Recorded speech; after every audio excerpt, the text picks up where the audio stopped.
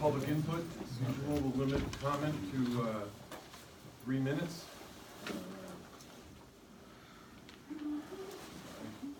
Is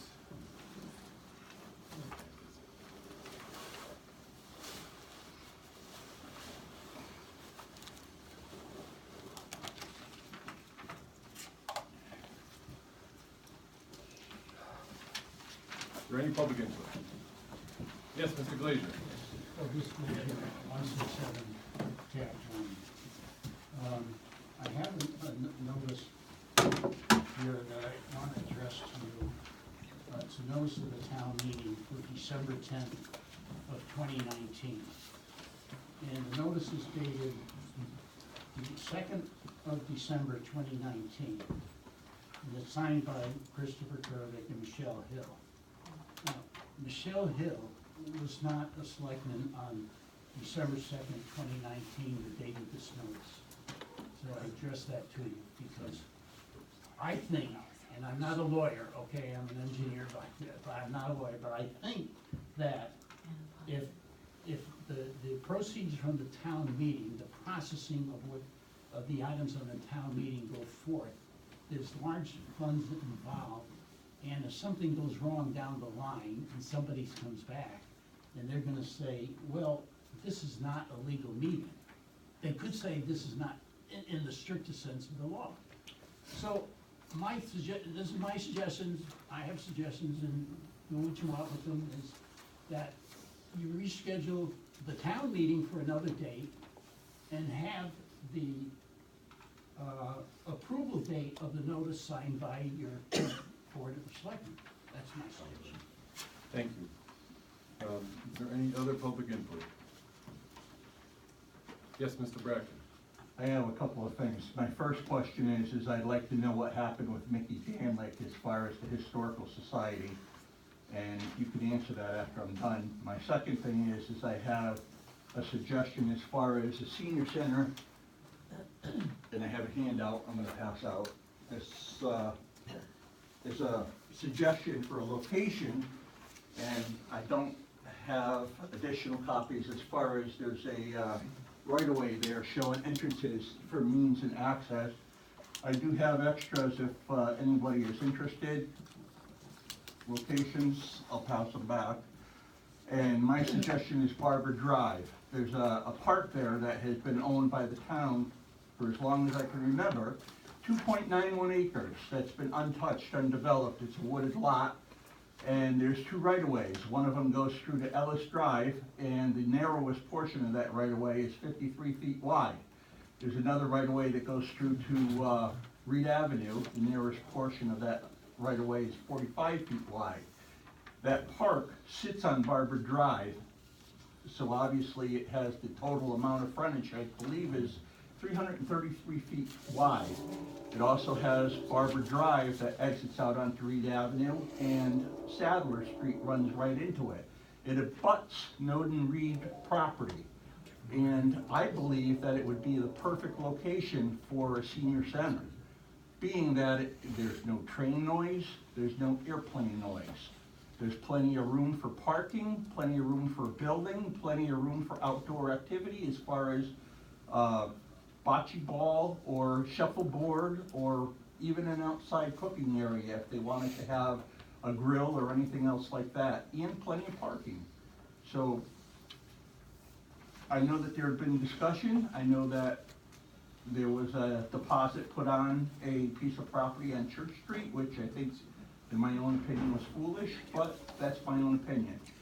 I think the town should look at this. We already own it. And that's that as far as this piece of property. My other thing is that I understand that there was somebody questioning clearing of sidewalks on your site, and that you shut it down. And you know, I don't know whether or not you were planning on answering that or not, but that was a quite easy one to answer. And you don't recall it, but you shut the commenting down on it. The guy questioned why the town isn't clearing sidewalks. I don't know how you can shut down the commenting on that when it was a question posted on your actual site. You shut the commenting down, but you say you know nothing about it. I don't understand how that is. But needless to say, obviously, you know, the town can't clear people's sidewalks. Time, thank you. Can I just say, you're talking about clearing sidewalks on Route 75? No, this gentleman's talking about clearing each individual homeowner's sidewalk. Okay. Completely ridiculous. All right, thank you. Oh, yeah, I agree. Thank you. Is there any other public comment? Yes, sir. William Russo, 407 Elmwood Drive, town. I'd like to, the selectmen, hand out here. Some of this is revisiting old business, Chris. Some of it's new business. Could I actually share this phone? Because I'm one Sure. copy. Yeah, no problem. Okay. I'd like to put before the new board the possibility of revisiting and arranging the stream board and commission meetings. This has been before the board before. It sort of died. I think that we should be moving forward with streaming board and commission meetings. In addition to this, I had a gentleman this evening who was looking for a ride to this particular meeting. I guess he's handicapped. And I had an idea on the way here. We have a service bus. How about if we got the service bus moving on nights when we have board and commission meetings and have these people who may need transportation to and from sign up within, say, a 48-hour period to accommodate them. Of course, I think the biggest accommodation that we can make is to stream all board and commission meetings. Another one, and I think a few people have mentioned this, is to redesign the Windsor Locks website. I've looked at some other town websites. They're much better organized, they're more direct.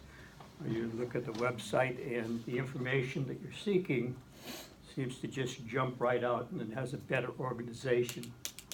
So I'd like to suggest that maybe we redo the website. I'm going to again suggest that we have a charter revision committee, and I don't know if the time is appropriate to allow for that. But I think one thing I'd like to see that doesn't exist right now is to require all boards, all commissions, to allow for 2 public inputs. It's pretty impossible sometimes to hear a board or commission present some ideas and then be denied the opportunity to see if you understood exactly what they were talking about, or to possibly make a suggestion. The other thing is agendas. I think the way we post agendas is sort of obsolete. I believe it says you have to post the agendas in the town clerk's office at 4 o'clock. You could walk in at 5 minutes to 4, post your agenda, and nobody else is going to be able to get in there and physically read that agenda. I'd like to suggest that we make sure that all agendas, all minutes, are posted in a timely fashion via the town website.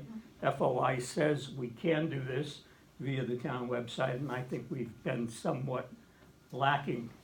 One other suggestion is apparently the recording of Board of Selectmen meetings has gone by the wayside. I haven't seen a Board of Selectmen meeting recorded and posted on the town website, I think, in a millennium. I think, in addition to having an excellent recording secretary, I think it's important to have something that we could refer back to in the event that there's a question.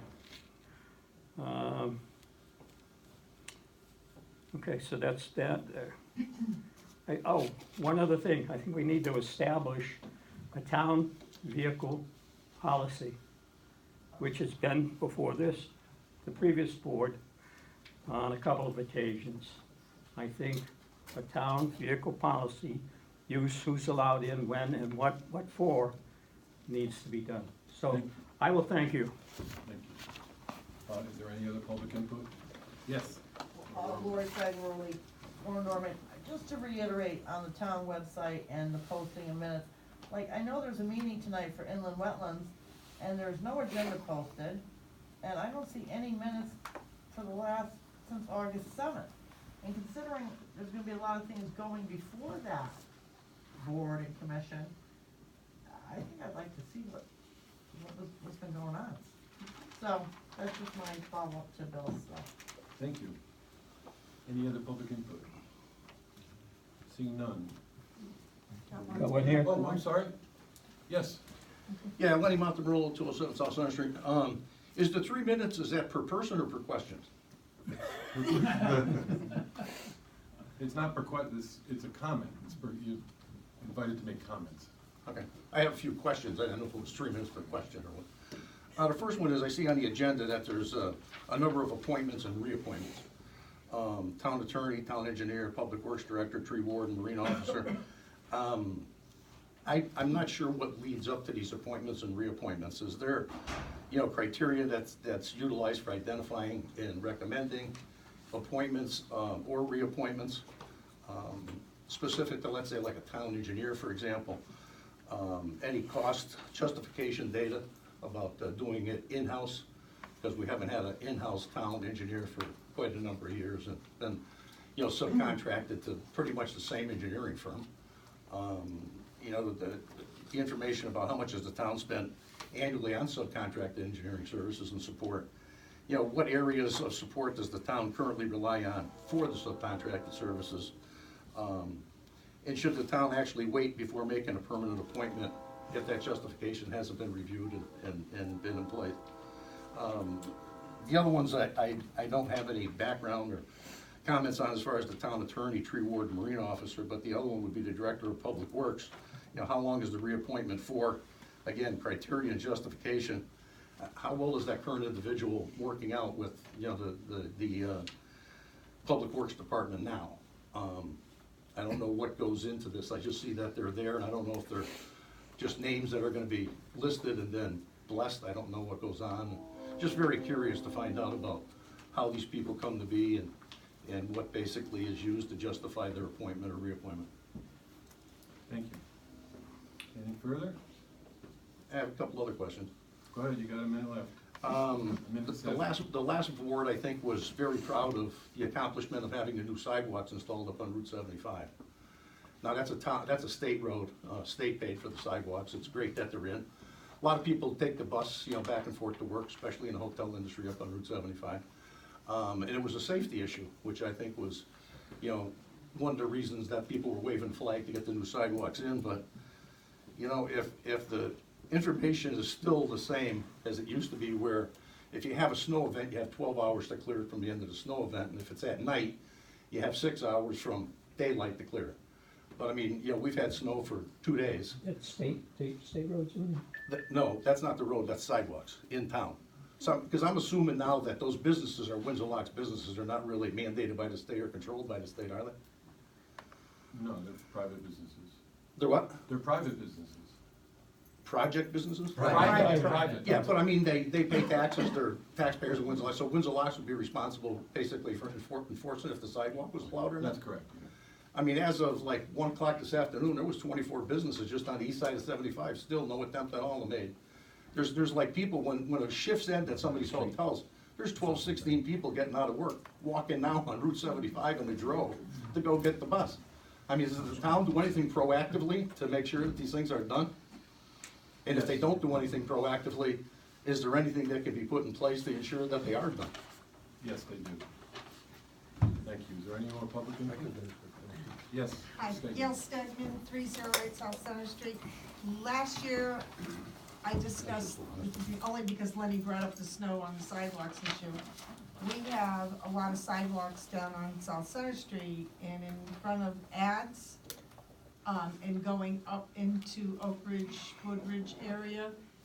I don't know who owns those sidewalks, but people are walking in the streets. And I addressed this last year and hope to have something done about that. And the first snowstorm today, people are walking in the street. So And so, one of those people is a school kid. Thank you. Thank you. Is there any other public input? Thank you. Seeing none, we'll move on to. Oh, I have one. yes, Mr. Montano. A comment, basically. Town of Windsor Locks Facebook page, to have one where townspeople can access to find out about meeting notices, town information, what's going on in town, and a platform to ask questions and get answers in an open and honest forum without the possibility of being banned because of the basic prejudice, political affiliation, or just dislike from the Facebook page administrator. Board of Selectmen should review and approve all Facebook pages which look, act, or smell like they are real town communication vehicles, and ensure all taxpayers are afforded the opportunity to utilize a town informational platform that's open and available to all taxpayers. Thank you. Anything further public comment? No, okay. We'll move on to approval of the November 19th regular meeting and the November 26th special meeting minutes. So how do we do the That 19th? is a good question. Abstain, approve. Yeah, There's no only one there. so, They could vote. yeah, because I don't know how else we would do it. We looked at other. We have a you know, quorum, Yeah. all right, we have 3 people, 2 of them are gonna abstain because we weren't there, and one's gonna vote to approve those minutes. That's what I would we could ask our town. No, I think that's, we looked at the other scenarios. I'm waiting for 8A before I, Oh, you're still there, sir. Nice one, Carl. That's what I would do. Okay, so as to the Tuesday, November 19th, 2019 minutes. Is there a motion to approve? You can still abstain. but you Yep, can move to approve. Moved by Selectman I'll Storm. second. Second by Selectman Harrington. Any discussion? All those in favor? Aye for me, Abstain. And abstain. so. As to the I move that- special meeting, November 26th, I move that we approve the minutes of the 26th. I'll meeting of the second. 26th. moved by Selectman Storm, seconded by Selectman Harrington. Any discussion? All those in favor? Aye. Aye. Aye. They're all approved. Okay. Correspondence is the next item on the agenda. We have a few things. We have a letter dated November 26, 2019, from Mickey Daniluk at 53 Grove Street, and he was expressing concern about the removal of a display case with Ella Grasso memorabilia from that, it was placed over against that wall. We removed it because it was, well, several reasons, but one, we never agreed to have it put here. It was just sort of showed up. We also thought it was kind of unsightly, and when we tried to expand the number of chairs, it kind of was in the way. So it's now down in the, I don't know the room number, the back corner, first floor, back corner, that sometimes uses the probate court conference room. 103. 103, thank you. How yes. big is it? It's wider than that table, a little narrower than that table. Okay, was it, I mean, how long is it meant to be up? We don't know. Okay, I mean, I know that we did a big Ella Grasso year, Yeah.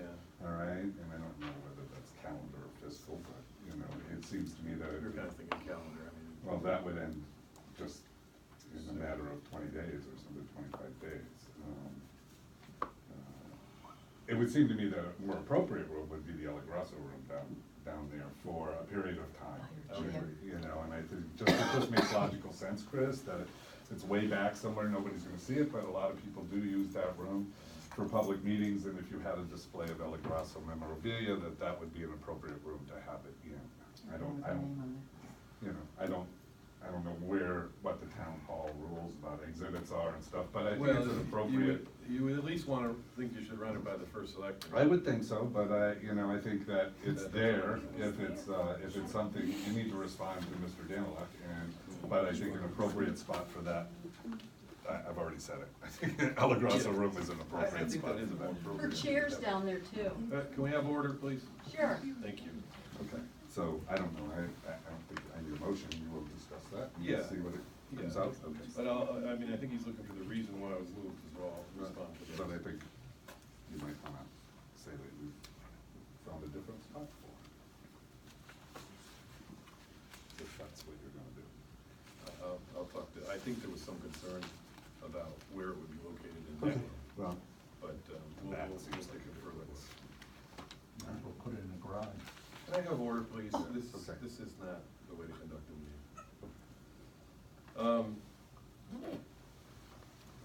Next item of correspondence is just to make sure you have in your packet the 2024 selectmen meeting schedule.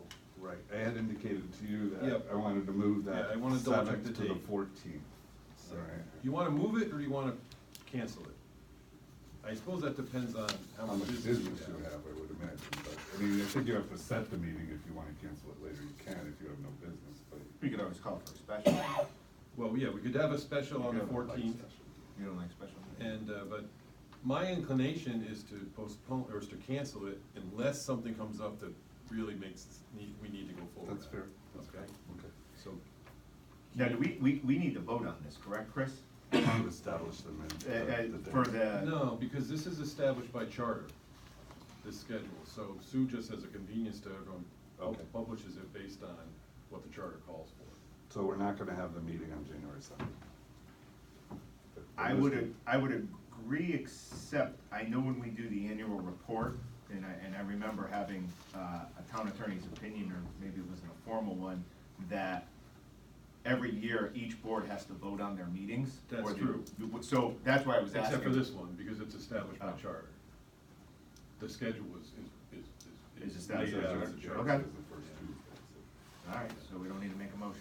Right, but as to the issue of the 7th, I'm just making a note, cancel unless pressing business comes up, okay? And then we'll let you all know. I'm sure people have better things to do on their Tuesday nights anyway. Well, I'm just out of town and we had that discussion. Yeah. I'm not. No, yeah, we're aware of Must be that, I nice just to wanted to compare. double check the date. Skype you in. Okay, the next item is just to give you folks notice of what the holidays that we observe, when they fall, so you can put it in there. Put them on your magnet on your refrigerator. And the next item, oh, this is an important one not to forget, because I have to answer to Sue if I do. Saturday, December 7th is the Christmas at Noted Reed Barn and the annual torchlight parade, tree lighting ceremony at Town Hall. The selectmen, all selectmen are invited to participate in that, the parade as well as the tree lighting. I note that the first selectmen reading of the night before Christmas is at 4 p.m. and the parade then starts at 6:30, so that I'm just gonna take a little hot chocolate to get me through that 2.5 hour stretch, but I'm happy to do it. It's something I look forward to every year. So, usually the assembly is listed at 6, and it takes off at 6:30, but you don't really have to be there at 6 if you're not already attending, because we get to go pretty close to the front, so it's pretty easy to find us. So hopefully you're able to attend, and the crowds get bigger and bigger every year, so it's a good tradition. Okay, I think that's it for correspondence. The next item is under old business, which is a discussion regarding Chestnut Street properties. As you know, there's a town meeting scheduled for the 10th? What was it, Mr. Glager? It was the 10th. December 10th. Thank you. And that is to approve the purchase of 2 parcels that we're acquiring using that part of the $1.8 million Trans-Oregon Development Grant Funds. But anytime the town acquires or sells or purchases a property, it has to be approved by town meeting. It kind of speaks for themselves as to, how, what the purchase price is. And, but we do have these nice renderings, because I always find the visual.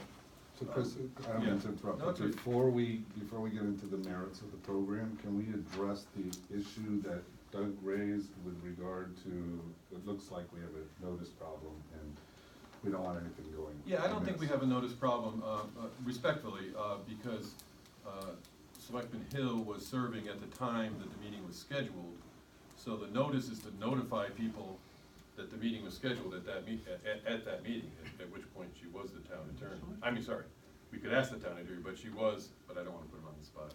Well, I don't wanna put him on the spot, but I think before we go forward with the town meeting, he ought to opine on that particular notice issue. I'm okay with that. Okay, I just don't wanna get into Yeah, a we don't want a problem. situation where we have a defective notice and somebody, you go through the whole process and then, all right, so if you could just check with the town attorney on that and before, because no sense in going through everything, it's just gonna raise a procedural question and kill the whole process. Okay. Well, I think you got a few things, with that, and I guess before we get into the pictures, which I'm looking forward, because they do look, nice up there. You like I like print, I like the pictures, I do like pretty pictures. So, I did some homework, I got several phone calls from residents on the Chestnut Hill area. I also got calls from residents from Windsor Locks as well, and they were questioning a lot of things. Once these resolutions hit, I mean, these things hit, I think, on Monday, and my phone started absolutely going crazy. Resolution 1, which would be 43 Chestnut Street, looks like we're purchasing it for the amount of $125,000. So one of the questions that came up is, so what's the assessed value? How many assessments did we get? And, I am not somebody that says I have a real estate license or any means, but a lot of people say there should be 3 estimates that, you should get and decide on, which one you're gonna use. And typically you could probably use the highest one. Were 3 estimates done on these properties? No. Okay, so that's a question, and then, so the 125 does make sense, because fortunately, the town of Windsor Locks just went through a reassessment period, and when you pull the tag for 43 Chestnut Street, it has an assessed value of $72,380, so roughly you would think that assessment's coming in at 103. I think you said at the last Board of Selectmen meeting that we're doing the assessed value plus 20%. That's what the offers were. That's what the offers were. So at 125, I mean, that somewhat, I can get there on that, but I still want to talk about maybe we should get 3 assessments on it. Then we turn the page to 45 Chestnut Street, and we have a sale price of $260, or a buy price of $264. The assessed value of 120, I'm gonna round 124. That puts the assessed value per our assessment at 176. Add 20% on top of that, how did we get to 264? Okay, I have the process here. There was actually 3 properties that we were looking to purchase, depending on how the final plans worked out. That would be 41, 43, and 45 Chestnut. What we initially did is, as to each, we took the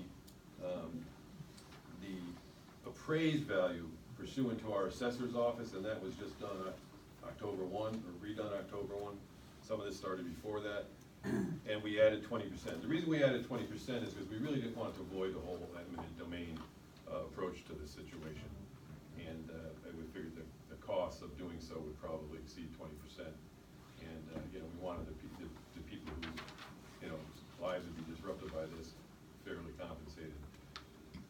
As to the first one we approached was 43 Chestnut, and we took the assessed value, or sorry, the appraised value of 103. Yeah, that's what you just said.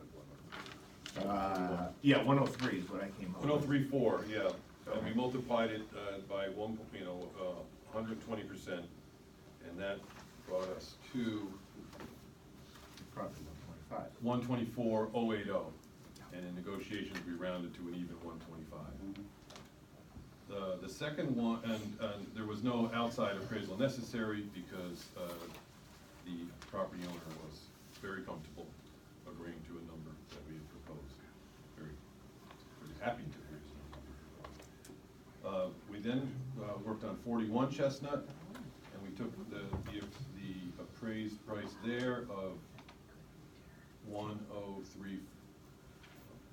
Oh yeah, they were the same, 1034. On that property, we added 20%, and unfortunately, we were not at all close to the what the property owner was demanding. So we then engaged an outside appraiser and had an appraisal conducted, and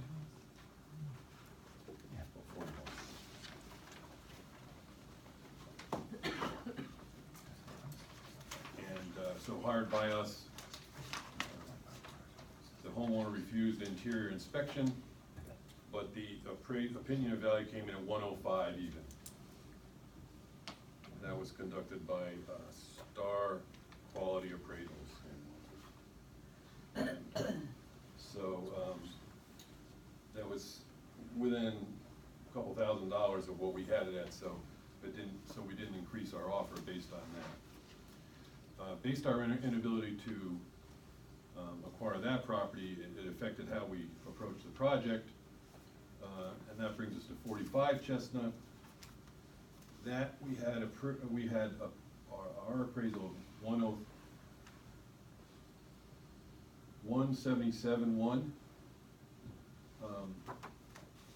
and the price, the 20% above and beyond that price was not acceptable to the property owner. At that point, we commissioned an outside appraisal. That appraisal came in at 220 even. So we applied the 1.2 or 120% inflator to that, and that brought us in at 264 as the sale price, and that's the price that the homeowner accepted. So the only one we didn't get an outside appraisal on is the one that accepted our initial offer. That's a lot of money for Chestnut Street. Yep. Can we please have order? That's the third time I've asked. Order, please. So that's how we arrived at the prices. It was consistent with all three homes, with the exception of the first one, which we didn't go to the expense of an outside appraisal. So that's where we are. And keep in mind, this isn't town Windsor funds being used to acquire these properties. This is all state grant money, and these prices have been approved by the state of Connecticut. I do understand that. Now, so here's where I'm at least on 45. I mean, 45 where I'm at is, it seems like we have two appraisals. We have one on the high side, which is 220, one on the lower side, which is 176. We should probably get a third appraisal. Why? Why does it matter? It's not our money. Have a conscience. State money? But it is our money, Chris. Well, yes. It Always state money is our money, Yeah. because we're taxpayers in the state, I understand that. But as far as the point of view of this project, it's grant money, the budget has been approved by the state at these prices. It could only be, I don't want to speculate why people would have any concern. Well, and here's my concern. I mean, so we're going out there with a $220,000 assessed value plus 20% over that. Let's say a year down the road, we need another piece of property, and that homeowner sits there and says, I want the highest, nope, I want what 45 got. We're setting a precedent that we could possibly overpay for property. And that's a precedent I don't think we want to go down. When you go in there, I mean, this is all gonna be public record, it's all gonna be voted on, and whether it goes up or goes down, my fear is we're setting up a precedent where if we need any other properties for projects down the road, senior center, anything like that, we could be putting ourselves way behind the 8 ball with it. And, there's now, with Mr. Glazier's point earlier, there's an issue of, is this noticed meeting correctly? I don't know. have we had a public hearing on this yet? Have we had a public hearing? We've had the grant approved by a town meeting, the grant application. Okay, but we haven't brought everybody in and had a public hearing and aired, residents can come in and air their concerns, and ask questions of, this whole situation. I mean, one of the things that I like to see is getting our residents involved, and this is the process of getting them involved. And then I guess thirdly, and I don't know if he's going to answer until we get down to whatever item is on the agenda, but has the town attorney reviewed the contracts yet? Carl, do you want to answer that? He left. I don't believe I've seen No, I any don't think it's contracts. on easy yet, it's a standard contract that we use. I mean, here we are, the town Board of of Windsor. Selectmen has reviewed them. Okay, Well, I don't believe that's the case. okay, so the Board of Selectmen hasn't reviewed them, our town attorney hasn't reviewed them. Can we, and before, and I'm gonna just say this loud and clear for the residents in here, before this gets put out there is, they're already stopping progress. I wanna make perfectly clear that we're not stopping. We're just gonna say, we're gonna follow things right and protect the town of Windsor locks. A, have the town attorney look at the contracts, make sure the town is protected, and even the sellers are protected. Two, let's go to a public hearing. Let's have everybody come out.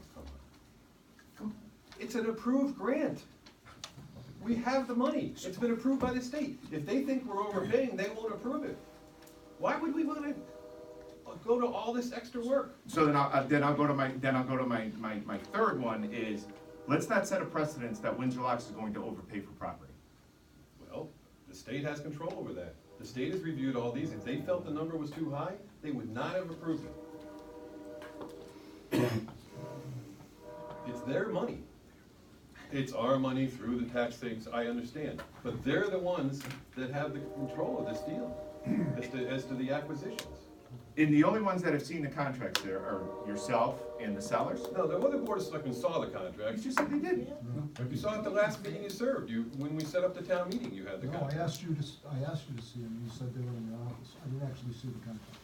Yeah, that could be, I apologize if that's the way it happened. But yeah, that's, So now we have, I don't know if Selectman Hill was able to see them, you saw them, the seller saw them, our town attorney hasn't seen them. Why the secrecy?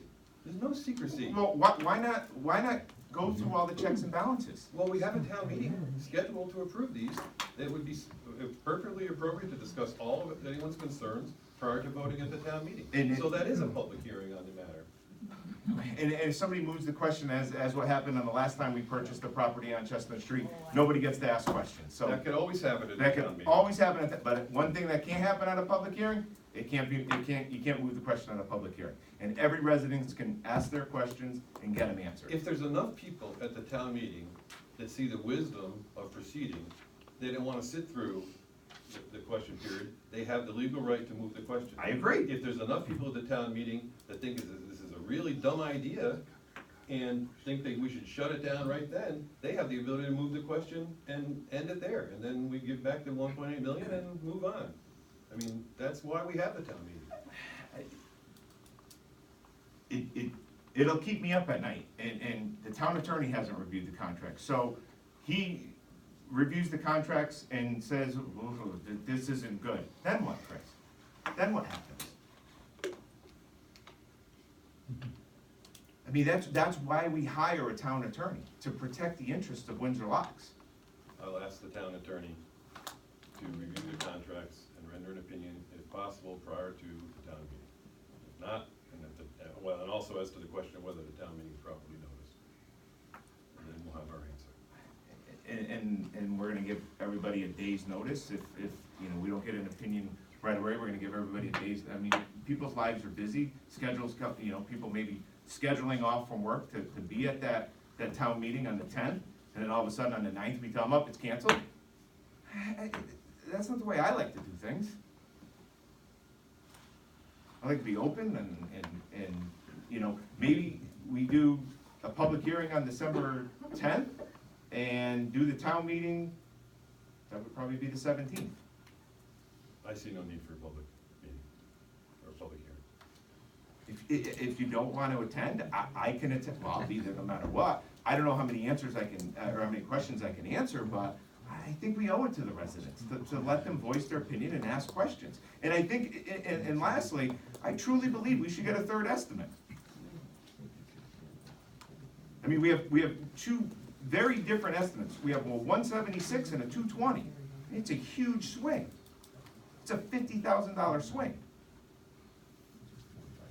Again, the state wants a third estimate, they could have asked for a third estimate.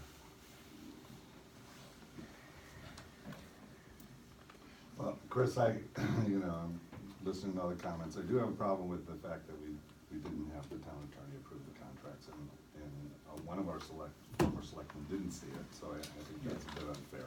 And I think that's reasonable to do, we get that opinion. And then I do see that there is I don't know what my math is, he's saying 50, I'm saying it's 42 million or I something. round. It just seems to me that there's a big variance between our town's appraisal and, if it was it Star Appraisal again, Nick? Did Yes, the- same Okay, so, and then Mr. Walters is Star Appraisal. Seems like it's a pretty good variance, so to eliminate the question, it wouldn't be a bad practice in my mind, since there is such a variance, to have another appraisal done. Then you have answered the questions of why there's such a big variance. You've answered the question with regard to the town attorney's approval of the contract. I think the townspeople, even though it's not town's money, but it is taxpayer money, do have a right to at least weigh in on it and ask their questions and have proper engagement so that it's not cut off at a town meeting, and I have seen that as well. I would support Mr. Harrington's position that we have a public hearing, we get these questions done, and then we move properly forward. I too wanna make the comment that, I've looked at your plans, you've gone over them. I think the plans for this section of Main Street make a lot of sense, so I don't wanna stop progress in this area, but I do want it done right.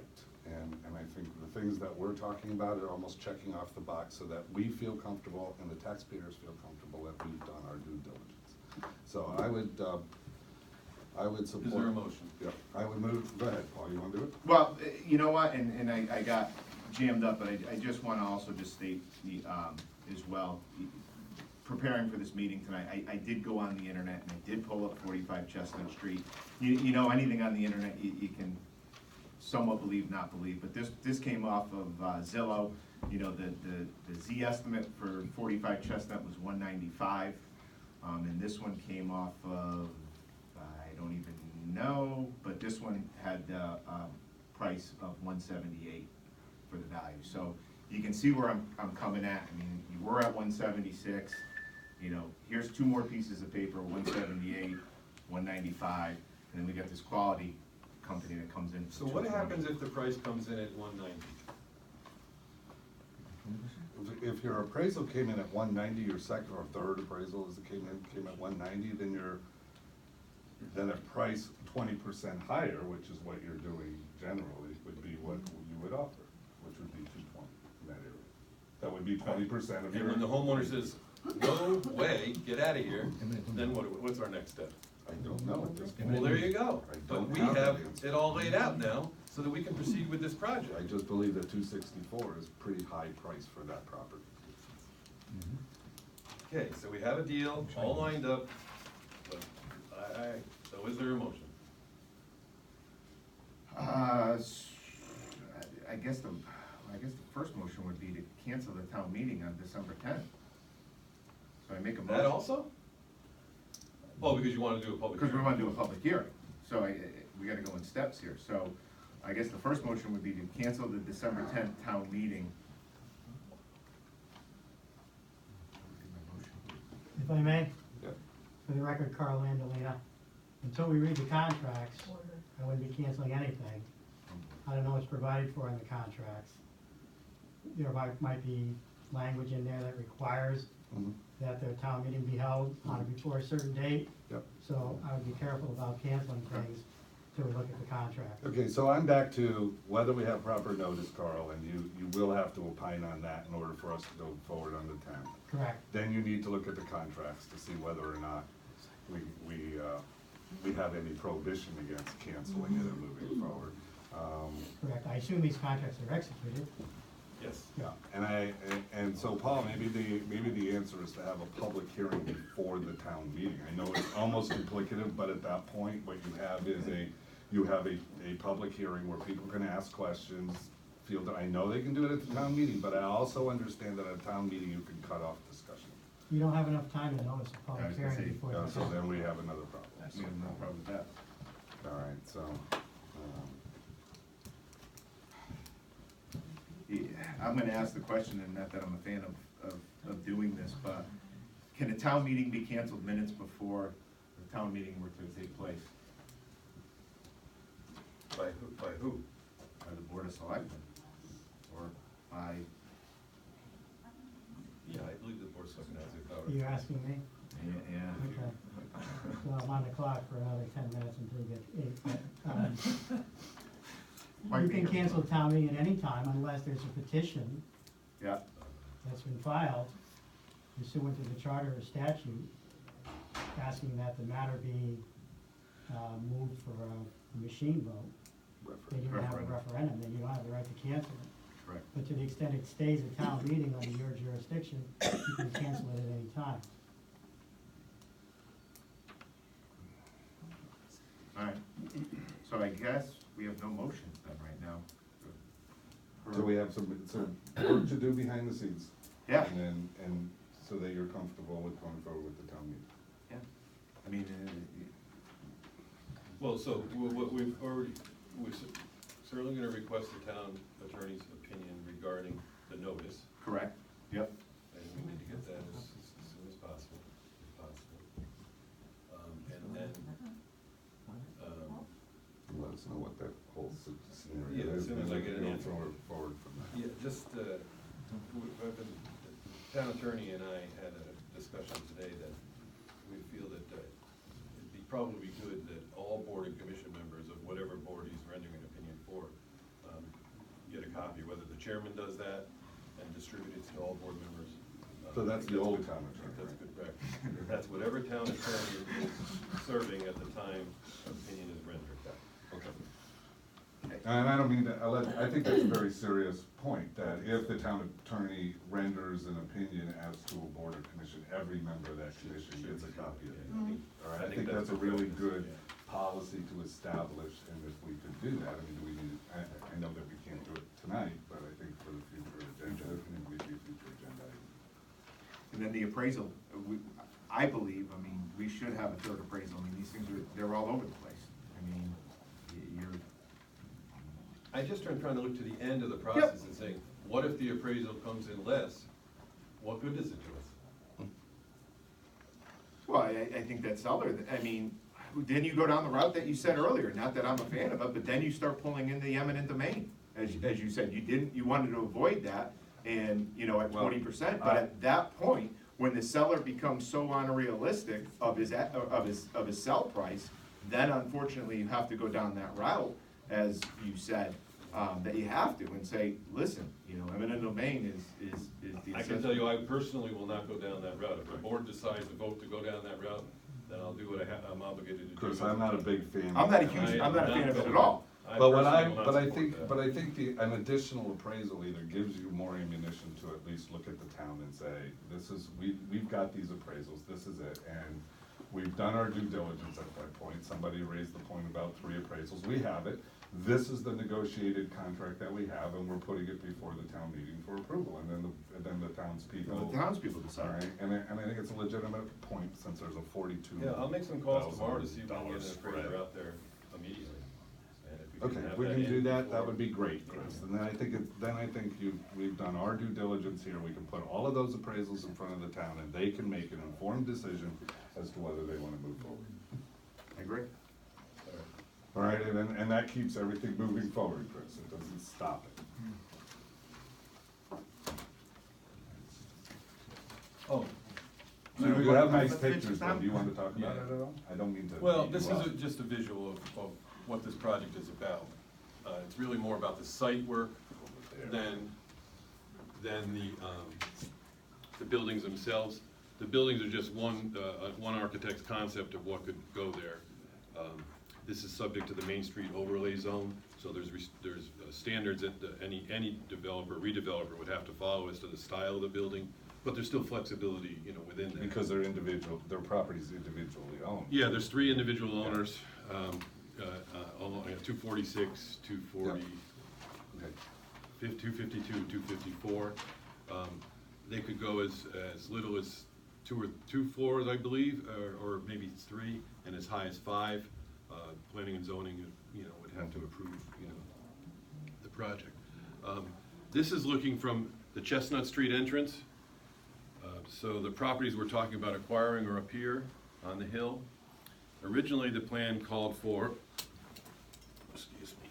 originally the plan called for the construction of an upper retaining wall here to hold back this hillside. But because of the type of soil that Clay, right? is there, this, yeah, I mean. Heavy clay, right? Well, we had tested the soil before, but it turned out that it was even worse than the initial test showed. A retaining wall could be built, but the style and the engineering of that retaining wall brought the cost of the whole project up that it took us up over the $1.8 million. So then we started working on alternatives, and we spent probably the better part of a year coming up with alternatives, and we determined that if we were able to, rather than go straight up, if we were able to extend the slope of this back, we could eliminate the cost of the retaining wall. So then we started doing the math, and the cost of acquisition of the properties was less, and the demolition of a couple was less than the cost of the retaining wall. So that got us back within. So this is on the Chestnut Street side, looking in. This presumes a 4-story building, but again, there's flexibility. That's up really to the developer. So this would be the entrance off of Chestnut Street, and I'm not sure if it all adds up in the picture, but there's 92 spaces of parking that would result in the rear lot. This lot is 1 story higher than Main Street. So on the Main Street side, There's your fourth. so this is looking at from Main Street, a little bit over Main Street, sort of maybe across from the train station and down. So here's the lot in the back on the Chestnut Street side, and here's the parking, the Anglin parking on Main Street. So this parking is 1 floor lower than this parking. So you would enter these buildings from the back side. It's presumed that the residential section of the building will be the upper floors, and the retail section will be the first floor. So we had these drawn up because we wanted to be, you know, help people visualize. I know I need to sort of see things visually to get a feel for it. So you can see now we have a slope back here as opposed to a retaining wall.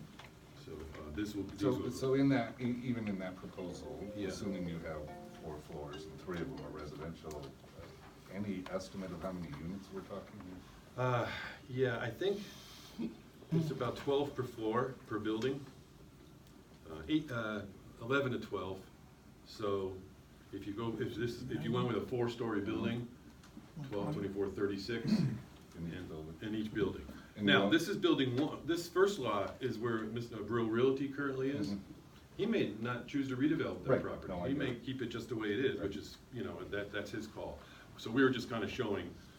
But if you the did potential. something like that, it seems like you have a lot of units for only 92 parking spaces. Well, then in that the may rear. determine, That's that a may concern determine of what mine. planning and zoning, you know. You is know, going But, to you know, approve. that would, I mean, if you're gonna put that many units in there, I like the concept of the parking in the rear, Chris, but if they're only gonna be residential, I'm not sure that it really, I think there's a concern that there wouldn't be enough parking Yeah, spaces. and that's a planning and zoning Okay. issue. Because the Main Street overlay zone basically replaces the mathematical formulas for parking and side yard and all that with a reasonableness standard. So any developer would have to convince planning and zoning that what they're proposing is reasonable. And so, this is it appears to be a very gentle slope from the top of Chestnut down to this parking area. Is Yeah, that just sort of more flat than what I think it's going to be, or? It's gonna be a pretty significant slope, so I don't know if it's just. Is the that way gonna it- be like a park type of thing? What would be the well, plan for well, that area with all those? The town doesn't wanna businesses? own any of this when all is said and done. Okay, Because we don't wanna maintain this parking lot, and we don't wanna maintain the slope. But we'll probably retain some easement rights, and there may be, you know, the back entrance to Paisy Park is about this section of Chestnut, so there's some talk about having a. where your hand is now, is Yeah. that going to be town property? There? No, No, there'll be, okay. when all is said and done, there'll be no town property on this Okay, project. okay. because it's a liability and it's a maintenance concern. Okay. But there's some talk of retaining an easement to make Paisy Park, to have it communicate with the downtown area easily. I mean, you could always go up Chestnut. Yeah. But, so that's something that we'll have to, further engineer will look at, but some talk, it'd be nice to have that connection. And that makes Chestnut a two-way street there, right? That's Current your plans are proposal. Chestnut's a two-way street, still working with DOT on that issue. They kinda like to make it a one-way street in the opposite direction. Mhm. It's a two-way street now, but there's no entrance from Maine. So there's some discussion with DOT as, we're kinda going around now as to whether or not. Yeah, and my concern would, I mean, this is planning and zoning, so it's outside my field, but to have all of that traffic going one way through our residential area, I'd rather have a two-way street so people could go down Main Street and not have to go through the Grove That's and true. Oak Street residences. And, cause I know from walking there this fall, there's a lot of kids that play in the streets, Chris, in the streets. That's why that play. the ability to acquire this property and put the entrances here was such an improvement over the initial plan to put the entrance through the No, I Graziani agree, property. I agree. Because the vehicles can come in and turn in and they're Right. there. And I like conceptually, I like that idea, but I do like, when in your conversations with DOT, I think it's important that we consider that we have a high-density residential area with children there. And I mean, I can tell you, the day Paul and I walked there, we had kids playing in the street, they were playing ball in the street, and if you have lots of traffic, and it just seems to create. One idea is to keep it two-way up to this point, but one-way beyond. And Okay. that might be, so. So I just don't want all people of go that in and out of the traffic complex. always going towards that residential area. All right, that would be just my comment, Chris. I'm not involved in the planning, but it's just something to consider. So, a question, and you stated that the town won't own any of this when it's all said and done. Right. So, we purchase all this property, we use the grant, we make the parking lot. Who do we give did we give the parking lot then to the developer? So the current plan is that the owners of each of these buildings will own a portion behind their buildings. Yep. And then they'll have mutual easements for access and for maintenance. So now, does the town sell that to the developers, or are we giving it to the developers? It's gonna be all part of the big swapping of properties to finish it off. But we're not contemplating any, There's no cash fund. coming. No cash coming in, no cash going out other than what we're discussing. Other than, obviously, what is here. We could keep it, and we discussed that, but to me, we don't really want it. Owning property always sounds like a good idea, until you have to realize. Not when that it snows, you got You got liability, you got snow, and all those other considerations. And again, I don't want you to focus too much on the style of the buildings, because those are really up to the developer's preference, I know as you long should- as they're within the overlay zone. Yeah, I know you showed me the plans, it just seemed, I don't know, and I'm having problems visualizing the green space above the parking area, okay, and how big Yeah. that might be, and whether that would be useful in some form or fashion as a part, our housing. Up on the, Right, Chestnut? Right, our housing, senior housing is down there, it might be a nice green space for some of those people, I just don't know, Yeah, Chris, I'm not yeah. trying to add to your It's really not project, that I'm just- much, okay. when all is said and done, but All right. that was also talked about as well. Okay. And having like an extension of Paisy Park overlooking, but, when it's all said and done, there's It's really not that gonna be much, okay. Yeah. Okay, we're good with that issue? Ready to move on? All right. The, new business, budget transfer policy. Director of Finance, Amanda Moore, is present to review that one for us. All yours. The policy that was presented, was first presented to the Board of Finance. It was approved by the Board of Finance on November 12th.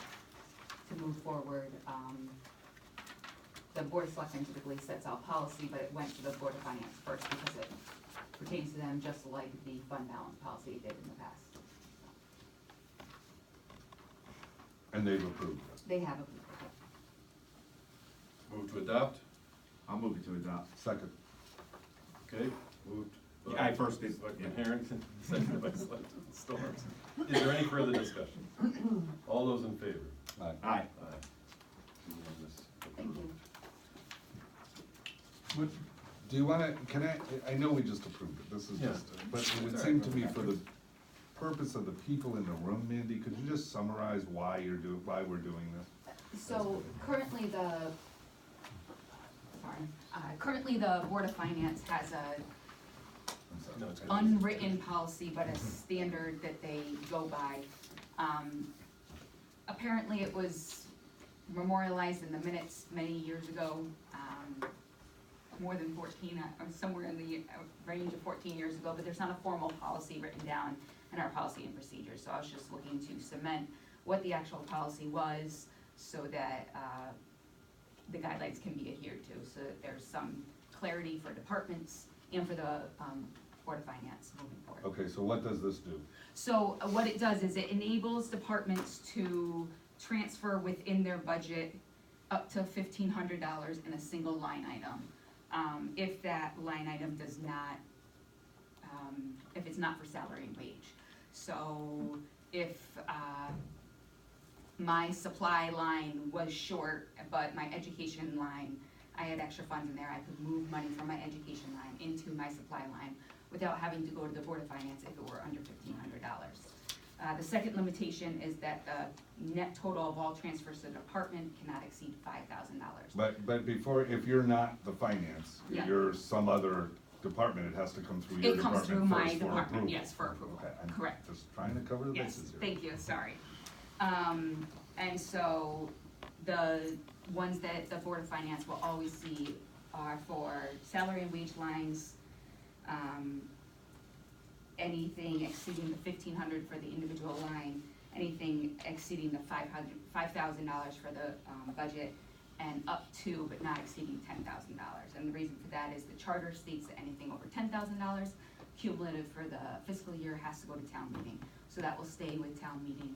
So it just kind of puts guidelines on. And then there is a limit, I mean, reading this, there's a limit of 5,000 for that For the whole department, particular department right. during the course of the year. So I Right. think there's a cap, there's a line item transfer amount. Yeah. I think it's well thought out and it's administrative, I get it. Yeah, so, thank you.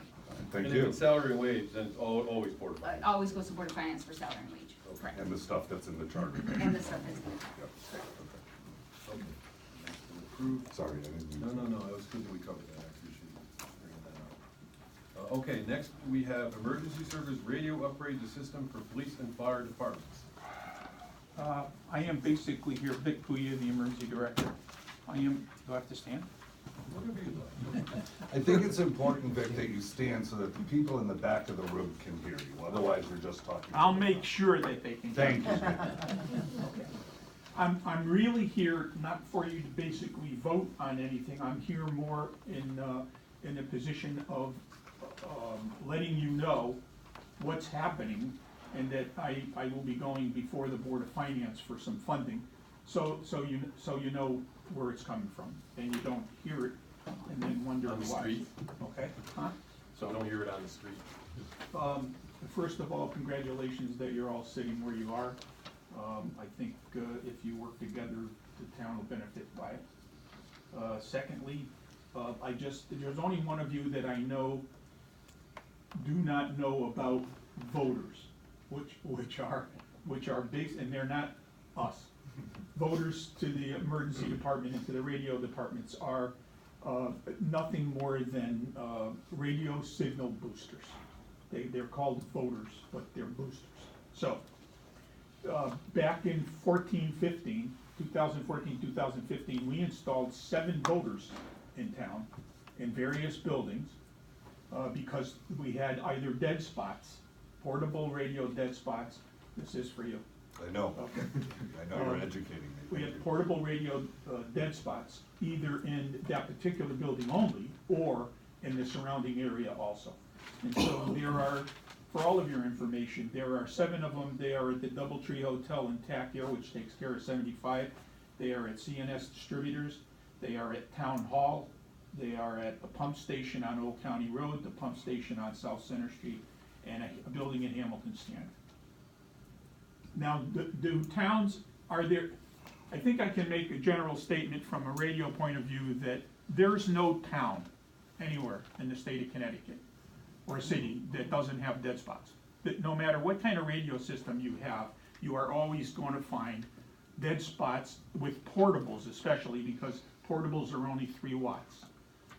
So you have to take care of those in some other way. And the way to do it is to put a voter or booster near that area so portables can get out of the building and hit this booster antenna, which is wherever you locate it. And then from there, it's the signals sent by phone line, by wire to the police department. And it gets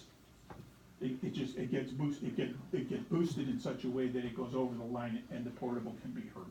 So we have found another area in town, and we probably will find more in the future, that is a dead issue. And the dead issue, this dead spot, is the end of Chestnut Street and that surrounding area of Main Street, simply because it's in a hole, it's in a valley. So 266 Main, if you are all knowledgeable about the big 4-story apartment brick building, the end of sort of Main Street going up towards Suffield Street.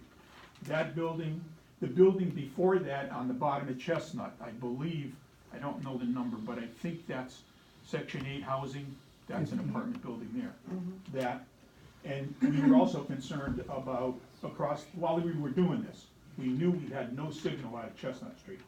We went next door to the other building while we were there, we had no signals, even from outside of that building. And while we were there, we checked the whole area across the street, the commons, and we ultimately found signal for that. So we went through 3 different scenarios of where we could put this thing, and we try not to put them in private buildings if we can help that. We rather have them in town buildings so we can get to them a lot easier. So our first choice happened to be, because it was such a problem, 266 Main. Couldn't put it in there anyway. The only place it would be able to go was down the cellar, and there was flood waters. There's flood waters down there all the time, in the spring and into the summer. We don't want to put it on a utility pole. They can be put on telephone poles. You do that, one car takes it out, you lost the radio signal. We finally found that the building at Pacey Park where they do arts and crafts was perfect, because it was 300 feet as the crow flies from, it's actually less for the bottom of Chestnut, and it was like 350 feet to 266 Main. So we are going to be proposing next Tuesday night before the Board of Finance to get their approval for the total of $27,407 in order to put this unit in. Back, I just told you about the seven, this is about the same price as we paid per unit for the 7, little bit less, only because there was a lot more work to do some of the 7. This one is pretty cut and dry. The phone lines are almost there. They're coming right off of Chestnut, right into the building. And the other work, there's no electrical work to be done here. There's a plug, there's everything that we need. So this is really radio bids and equipment bids, a 10% contingency, as you see on your paperwork. And I also have an account for them to put this money in, because I have a balance of almost $1,800 in an old radio capital account. So that could be used. So that will reduce that 27.4 by about 1,800. Okay. So I just want to let you know that you don't have to vote on it. I will be going to them, but I want to bring something up about it, which is very important to me, and that because of your discussion with your town meetings. This is over $10,000, so it's got to go to a town meeting. So it's gonna go to the Board of Finance and then bounce back to us for. Exactly. So I would hope that if you can have one, if you're gonna reschedule that town meeting coming up, if you can have one in the proper amount of time, so I don't have to wait another month or so to get this accomplished after next Tuesday, I would appreciate it. If you can't, you can't, but it would speed up the process, because those 2 buildings, especially the police and fire, cannot get out of with portables, and it's a real safety issue. Thank you. Any questions or? No, I guess I'll just throw this out there, and not that the Board of Finance has to listen to the Board of Selectmen by any stretch of the means, but if you want, and if the board's willing, we can make a motion that the Board of Selectmen recommends the purchase of these voter radios, and you can. Or endorses, and you can present that to the Board of Finance. Again, we don't have to, what's the board's pleasure? It's up to you if you want to bother doing that or I'm not. okay with We've that. never done that in the past. I guess I'm okay, Unless you guys don't. I guess I'm somewhat hesitant to take action that would seem as trying to influence the Board of Finance, let them have first crack. Yeah, and I don't have an issue with you not doing that. I didn't come here for you to approve it in any sense. It's up to them. No, but It's I dollars appreciate and you cents. coming and informing us of that, that's great, thank you. Thank you. Thanks. Okay, next item is, on the agenda is the town historian. That item was placed there at the request of Selectman Storms. So I'll let you kind of take over on it. Yeah, I don't wanna have I'm not trying to belabor this point. I do believe that the town historian position is an important position. It's a municipal historian. It was created by statute in 1987. We've had, I think, only 3 historians. I might be wrong, but first one was Howard White, second one was Joe Benito, and our most current one was Mickey Danilek. The other 2 gentlemen are dead. Mickey is still alive. I think it was wrongful for us to eliminate the municipal historian under the circumstances of the last board meeting. I really don't want to go through it, Chris. I would like to reinstate the municipal historian position because that's what the board actually voted on. I know that the letter of removal said he was being removed from that position, but the board voted to eliminate the position of municipal historian. So it's almost a twofold motion. I don't know if you're gonna accept it, but I would move that we reinstate the position of municipal historian and we appoint Mickey Danilek as the historian. Could we break it up into 2? Yep. Okay. Would you So I would withdraw just anything? make the motion that we reestablish, thank you is the word, the municipal historian's position. I'll second that. It's been moved and seconded. Any discussion? I'll just say that I'm not sure that we have the authority to remove the position or reinstate it. It's a statutory, Right. you know.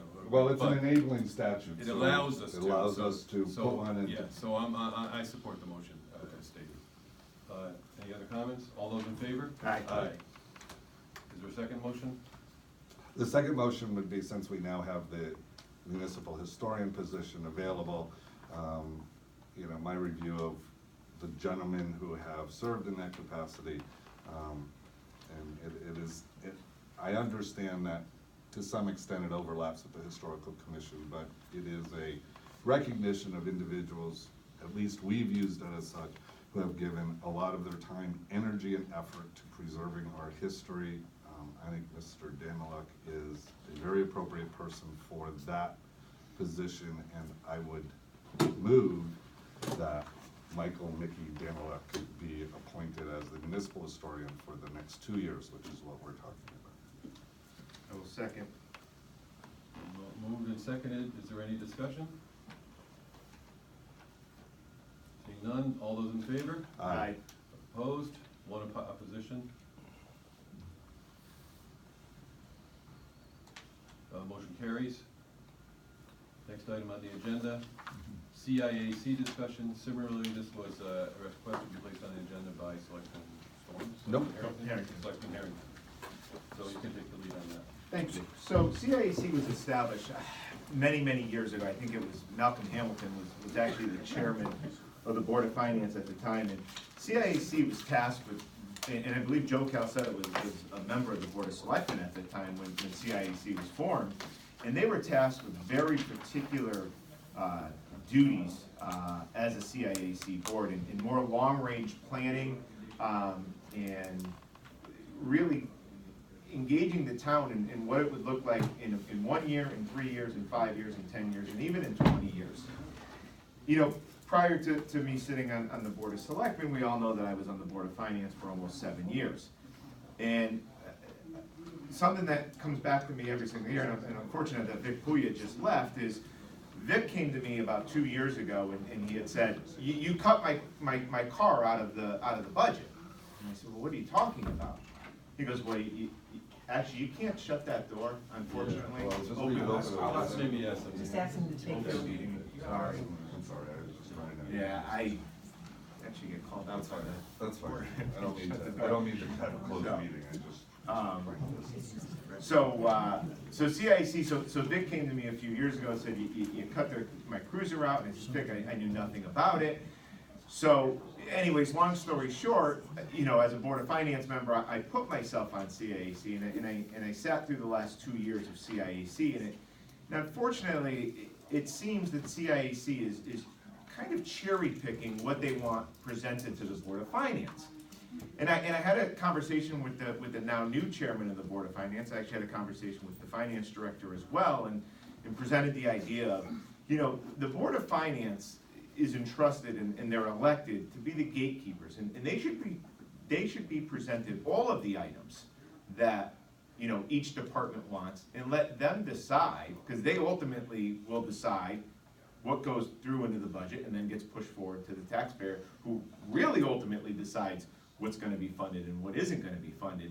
And, many years ago, it was established that we created CIAC. My recommendation is actually we do away with CIAC, and we actually send it back to the Board of Finance. And in fact, the Board of Finance was very eager to take that on, and they said that when, a commission or a board comes in and presents, not only would they present their operating budget, but they would also present their capital budget as well.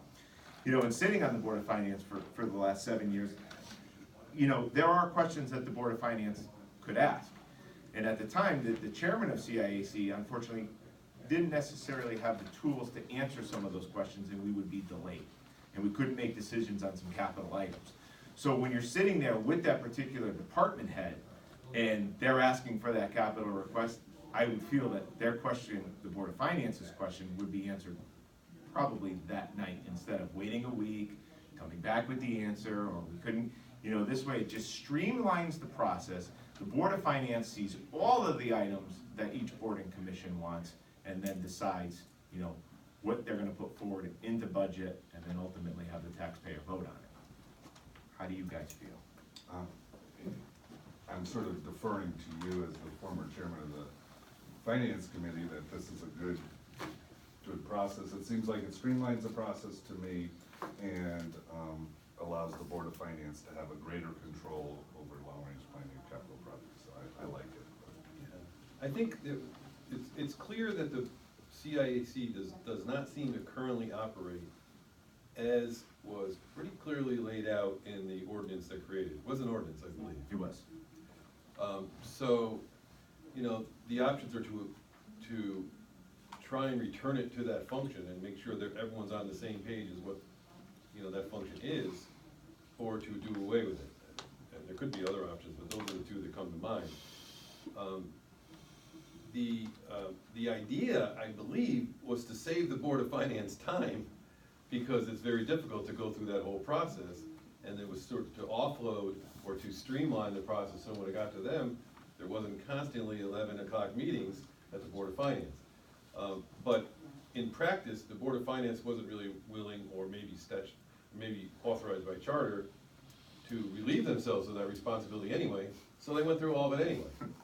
So it just didn't really save any time. Right. It just created two boards, and, to go through the process where one was gonna do it anyway. As an ordinance, it's not within our power to repeal, our power, this board, to repeal. So I think it's something that, if we're going to, we need to Set it down for a conversation. set it down Set for, a town meeting. yeah, and maybe even, we should hear from people prior to that as well, as to whether they think it's functional. I mean, members who have served on the board in the past, I'd be interested in hearing from,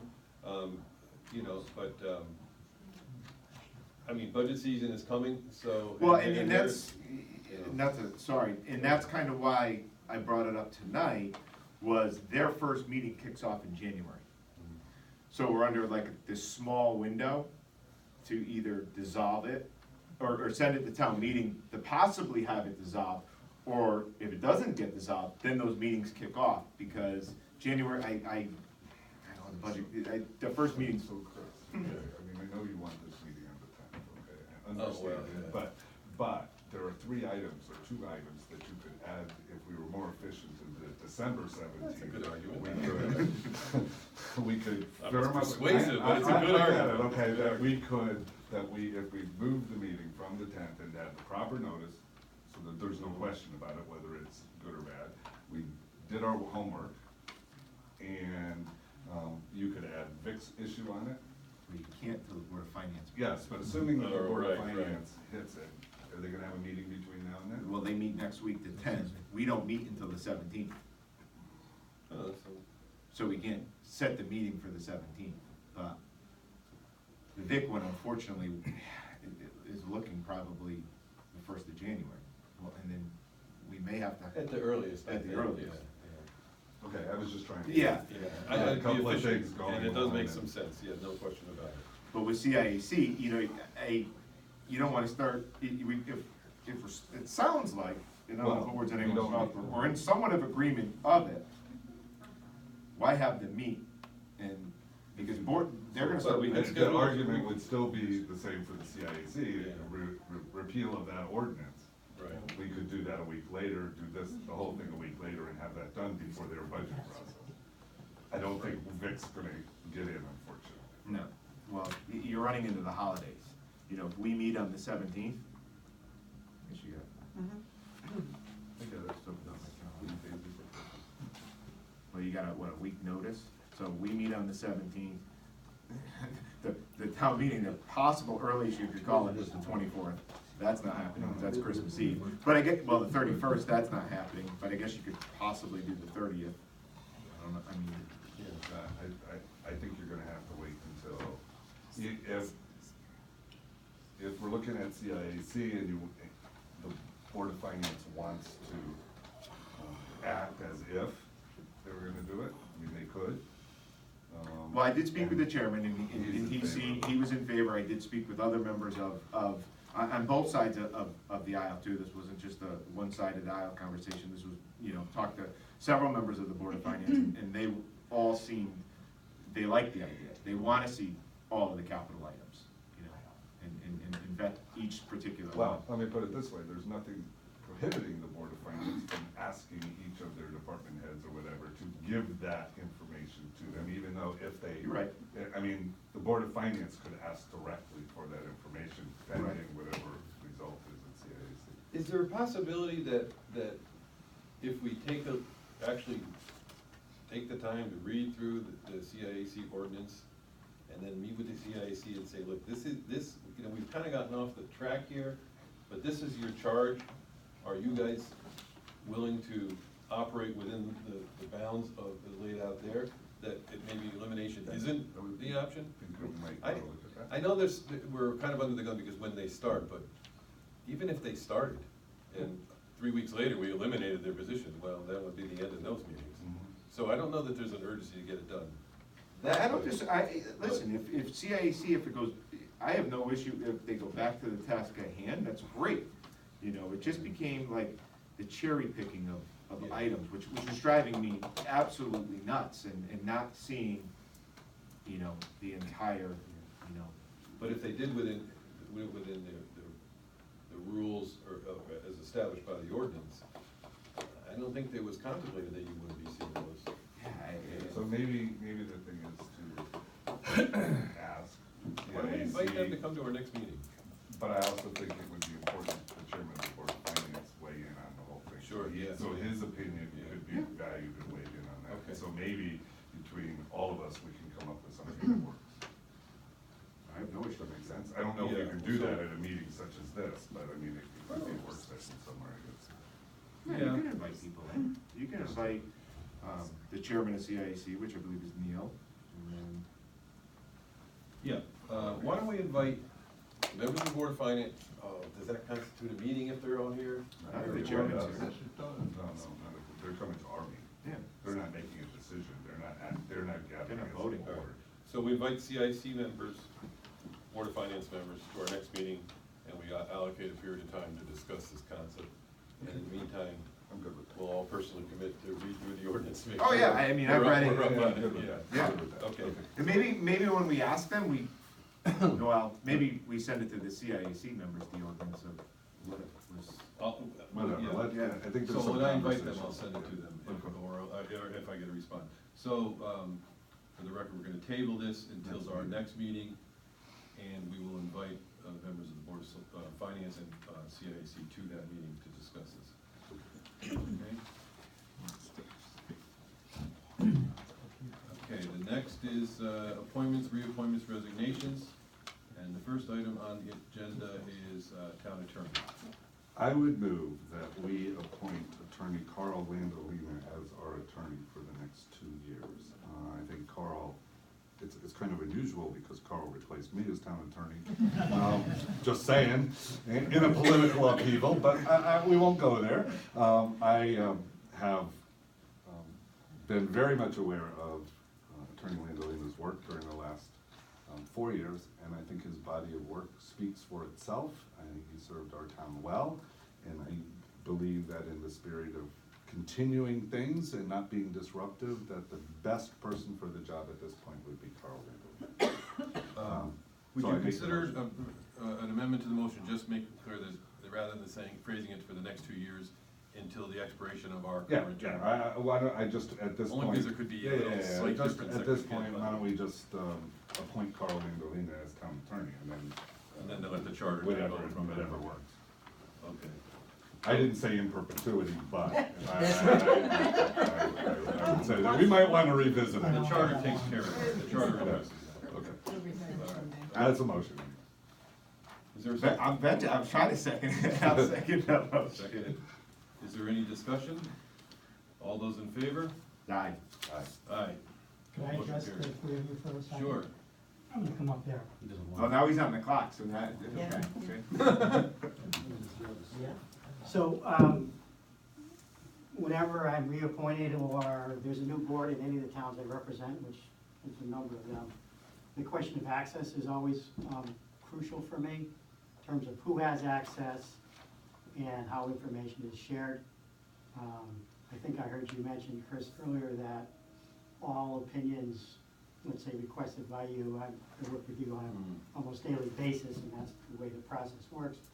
But I assume to mean that you'd like me to share any opinions or writings and emails that I forward to you, to the gentleman on your left and right. Well, I'm not sure about emails or writings. If it's an opinion, Right. then that, whether it's in an email or some other form, Mhm. that opinion I'd like to see distributed to the other board members of the board that's involved. Right. And I agree, Carl, because I think there is some conversations that you have with the first selectman on a managerial level that Absolutely. your Yes. emails, but I mean- formal opinions, absolutely. There's a practical problem with that, in that you have to maintain accurate records as to who the members of all the, and the email addresses or whatever of all the other boards. Well, Or you can do it through the chairman. Well, for other boards and commissions, I would leave it to the chairman's discretion. I'm not gonna send out, Right. and it's rarely happens. Yeah. It's crucial, I think, at least for the three of you, since there's only three, that it would be appropriate for me to do that. And Carl, I actually think it's appropriate that if you're doing a written opinion to some other board, Mhm. that we get CC'd on it. I I mean, I really think that would be. Yeah, I don't think, generally there should be speaking, any all objection. communications that I have with all town staff, I generally CC Chris on all that stuff. If you'd like me to do the two of you as well, that's entirely up to you. That's good. But you know, right now, access is, you don't have any rules as to access. The town has never had any strict rules as, in terms of access. How do other Certain town towns? employees, it varies of some towns. There was a period in my tenure at Summers where every single thing, every communication with the town attorney had to go through the first selectman, which was burdensome. For instance, the town planner should have immediate Right. Yeah. 100% access to Sure. the town attorney. Yep. There are other folks. Oh, she left. Amanda probably should have it. I mean, so. Yeah, and I'm not asking to be CC'd on all that email. I Right. just do not want it in my. All right, well, I use my box, discretion, but and yeah. if something comes up, Something you feel significant. that, yeah, And I think, But keep in mind, whatever I send you is privileged, yes, Yeah, so. yes. we now have, Windsor Locks email addresses, Yeah. Scott and I, Okay. so, That'd be a lot.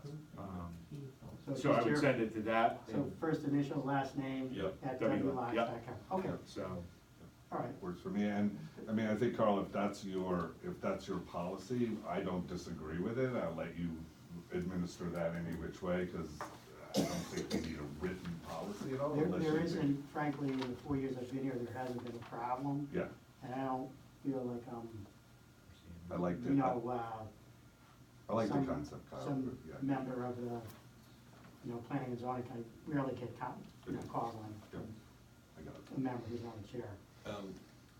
As far as requesting an opinion, I've been pretty comfortable with an individual board chairman requesting an opinion directly Mhm. to you. If the manner of your compensation, the way you were paid is different than the way we do it, I might feel a little more need to scrutinize that, because we'd have more of a budgetary issue if we That's what happened. overline. But as of now, we don't have that issue, because it's a flat retainer. But I would be uncomfortable with having any member, an individual member of a board or commission directly requesting an opinion. I really think that should go through the Yeah, board. I'm not sure that it's Board. ever occurred. Yeah, And they can vote on it. I think, I would think the board would have to vote to formally ask the I chairman. can probably count on one hand where Yeah.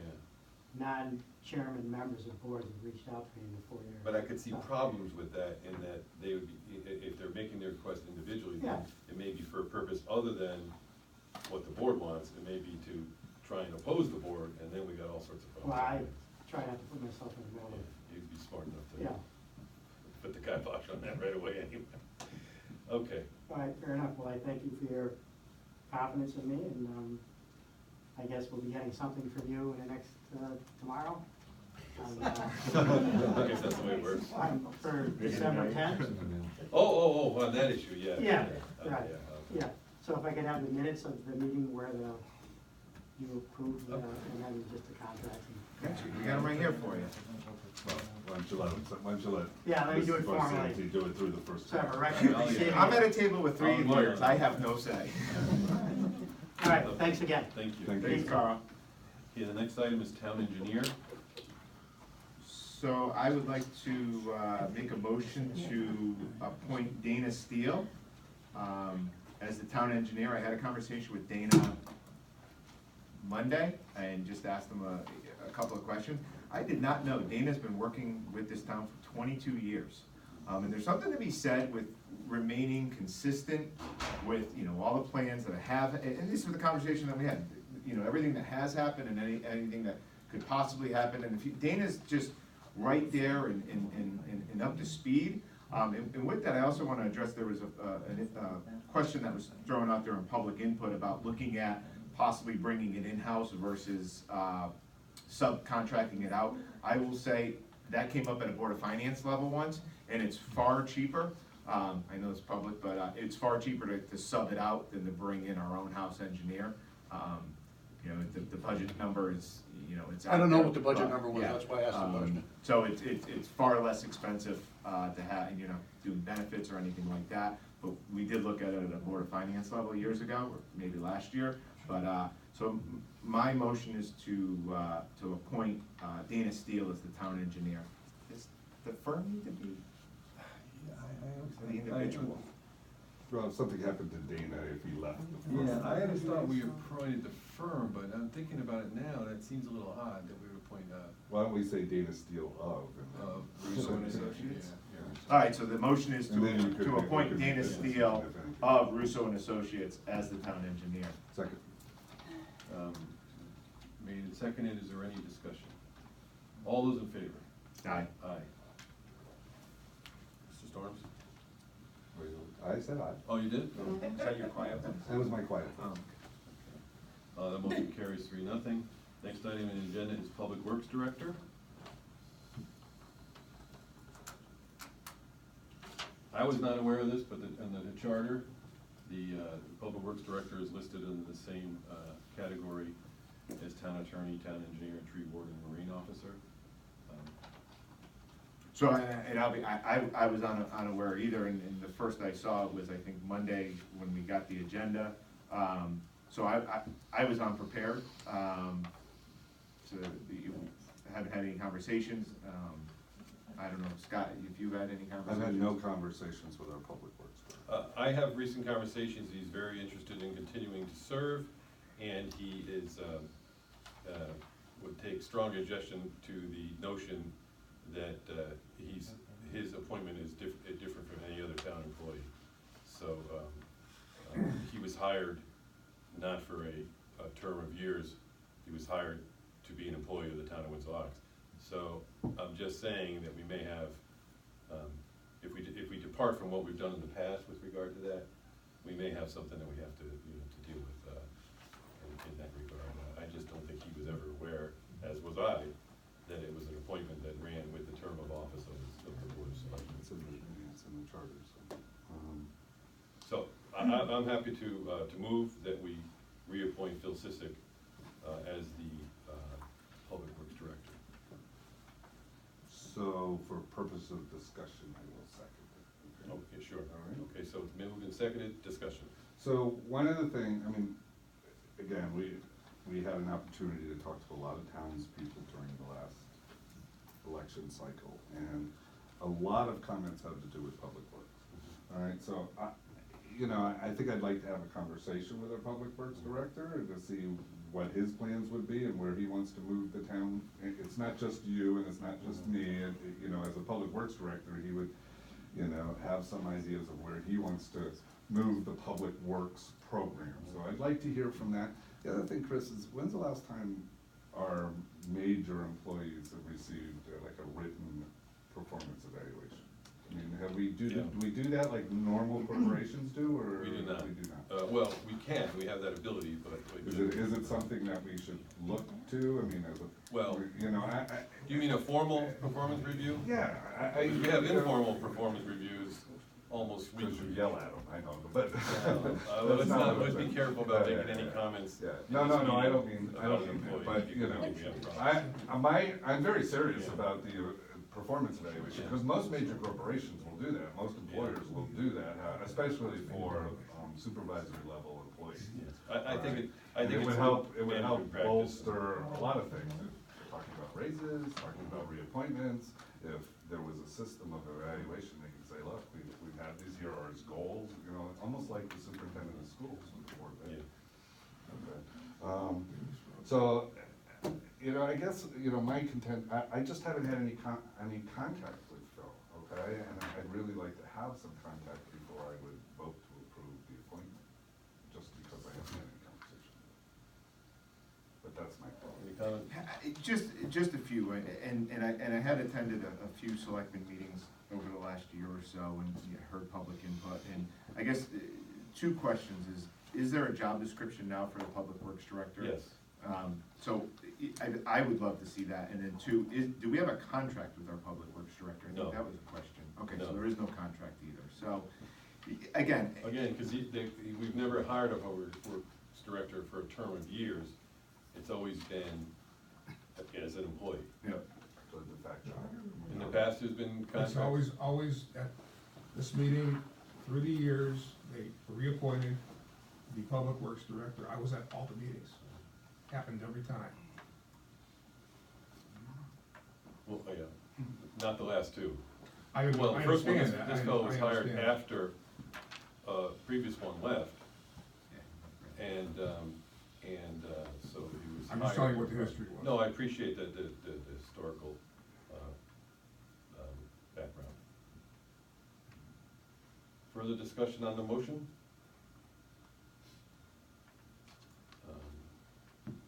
All right, so the motion is to reappoint Phil Sissick as the Public Works Director. All those in favor? Aye. Opposed?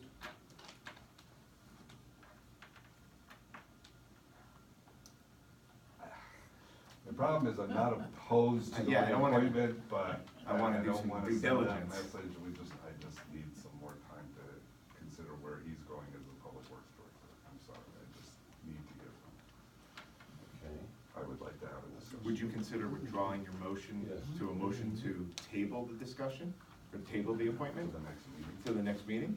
And would. and continue on and, So you know, I nothing will changes. withdraw the motion, and I'll move that we table the matter until the next meeting. Whatever that is. To give the selectmen who care to the opportunity to speak with the current Public Works Director. I will second, or, That's the motion, seconded Sorry, by second. Mr. Harrington. Discussion on that motion. Okay. Yeah, table, but for the purpose, we don't really have to, but yeah. Okay, all those in favor of that motion? aye. Aye. Public Works Director is also the tree warden. He is also the tree warden. Okay, should have combined them both. I'm sorry, I should have. I would say that's actually two tables from the same chart. All right, so, move that do the exact same thing for the tree warden. We table the discussion of, or the decision on whether to reappoint the tree warden until the selectmen who care to have an opportunity to discuss, or to meet with, the current tree warden. I'll second that. Second, all those in favor? Aye. Aye. Carries. A Marine officer, that has been Bill Fournier for quite a few years. Bill, before the last time he was reappointed, moved out of town to Enfield. Well, he, I was curious as to what our Marine officer. in pursuant to the charter, it just says it shall appoint a Marine officer. So, it is a $200 budget, it's been consistent, since as long as I can remember. We did check, on the legal question whether he had to be a town resident to be reappointed, he does not. So we reappointed him 2 years ago, and, I suggest we do the same thing now. But we don't know what he does. No, well, he does. I know, I'm just asking the question, Chris, He asking the patrols, our water courses periodically. We had a little kayak trip, last summer, and sure enough, he heard about it, and he showed up to make sure that we all had copies of the appropriate water course safety and regulations booklet. He distributes those, at different functions, so he actually does do stuff. And I mean, I'm not opposed to it, I just didn't know what we were We voting. can always look at it, we never had to call in the Marine officer, so let's continue down the path of things working good. Paul, that's not usually, that's not your modus operandi, Yeah. usually. I don't have any objections to I have that, not. Mr., I just was wondering what he did, what a Marine officer, and I will move to reappoint Mr. Fournier. I will However, I second. would like to know what he does at some point. All right, if you I'll can see if the figure charter it out. description has any more detail, but I don't think. It's not, so I would just like to know what the duties of the Marine Well, we'll have him come by one day and tell us what he does. Thanks. Okay, I know it's an appointment made by the charter, so we're doing that in accordance with the charter, so. Okay, So I seconded. seconded, Yep. so made by Selectman Storm, seconded by Selectman Harrington. Is there any discussion? All those in favor? Aye. 3-0, that carries. Next item on the agenda is reappointment of Mary Jane Perrier. Is Perrier or Perrier? Is it pronunciation, does anyone know? Sparkling water. Yeah, well, that's maybe what's confusing. To the Inland Wetlands and Watercourse Commission for a term expiring 2/5/2022. So moved. Second. Been moved, seconded, is there any discussion? All those in favor? Aye. Aye, motion carries 3-0. Next item is tax refunds. All right. Yes, the last page in my packet. Oh, paper, I looked at it this morning. So just so, can you tell me how these are Right, arrived? these And I are- know that it comes up every meeting, but I don't know why. These are refunds that have been requested by the taxpayer because they come within the legal parameters of what he's allowed to refund. Generally, it's an overpayment. Sometimes it's if a vehicle was sold, but it appeared on the grand list, then that they're allowed to correct in that situation. So like this was an exemption, is this something that the assessor and the tax collector agree on, is that what? how Yeah, that- it would, and yeah, then the an better adjustment? exceptions run through the Okay. assessor's office So first. that they would agree that Right. there's an adjustment that's needed. Most are overpayments. So can we do this all in one motion? Yes, we usually do all, and we just usually just reference the date. Okay, so I would move that, we approve the refund request for December 4th, 2019 as submitted to the Board of Selectmen. I'll second that. Seconded, any discussion? All those in favor? Aye. Mr. Storms? I said aye, I'm sorry. Why am I That was not my hearing side. you? Yeah, I don't hear him either, so don't feel bad. Aye. You didn't hear me say no. 3-0. All right. Just like being asked. Public input, is there any public input? And again, we limit it to 3 minutes. I just started with Mr. Glader, we'll start with you again. All right, yes. And pertaining to the Public Works Director, it reminds me, I live on Taft Lane, I've been there for a long time, and they repaved the whole road. They dug it up, it was crunched up, it was milled, they put in new storm drain inlets, and the entire road was repaved, new curbing, and then 2 weeks later, they dug it up, started digging up the lower part, the lower third of Taft Lane to put sewer lines in. So my thought is, if you're gonna talk with the Public Works Director, I would ask that